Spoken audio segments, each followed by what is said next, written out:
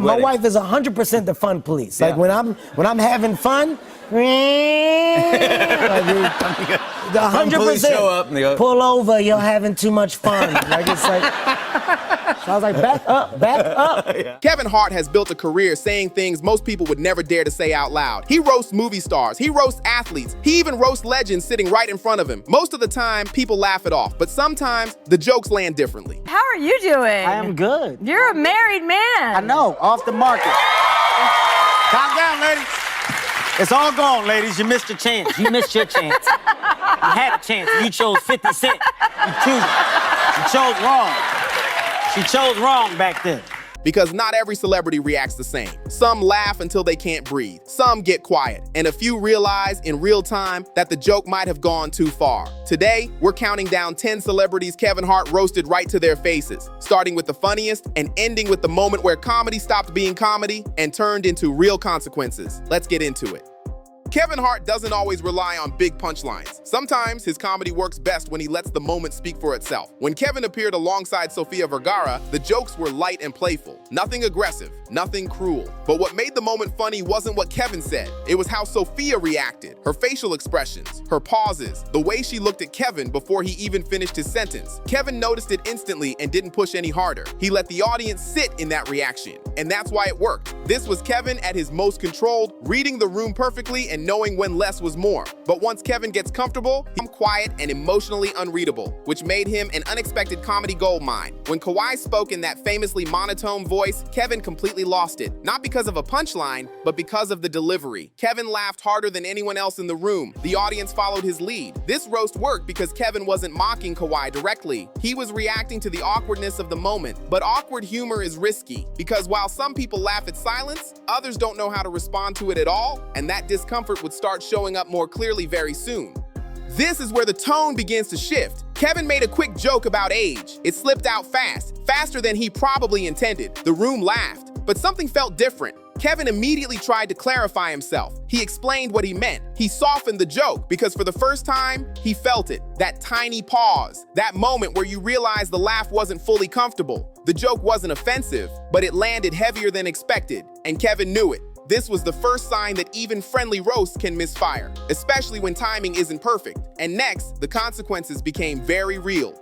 When Kevin Hart joked about Tom Brady's personal life, the reaction was immediate. The crowd laughed. The clip went viral. The internet loved it. But this time, the joke didn't stay on stage. Later, Tom Brady spoke publicly about how jokes like that affected his family, especially his kids. Suddenly, the roast had weight beyond the room. Kevin didn't clap back. He didn't escalate because this wasn't about comedy anymore. It was about how words travel once they leave the stage. This moment forced a question Kevin couldn't ignore. Just because people laugh doesn't mean nobody gets hurt. That realization followed him into his next clashes.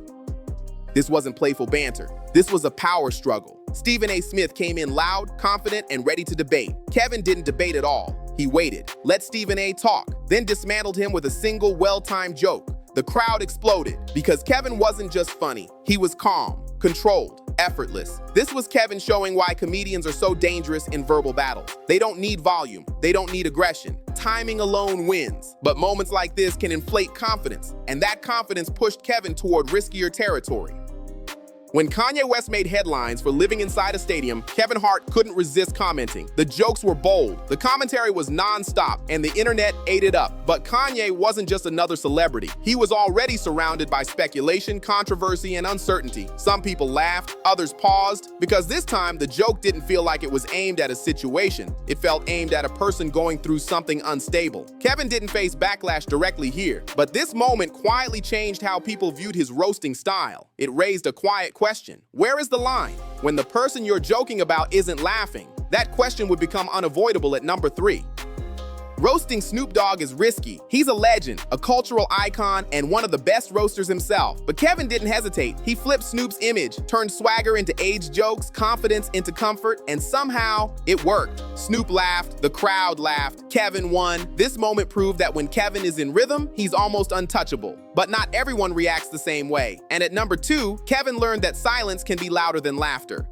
This roast didn't fail because the jokes weren't funny. It failed because nobody laughed. Kevin made a comment about Michael Jordan's appearance, then another. The room went quiet. Jordan didn't react, didn't smile, didn't acknowledge it. Kevin felt the shift instantly. That heavy silence that tells you everything without saying a word. Later, Kevin admitted he learned something that night. Some people don't get roasted. They don't need to respond. Their presence alone ends the joke. And that lesson set the stage for the moment that tops this list.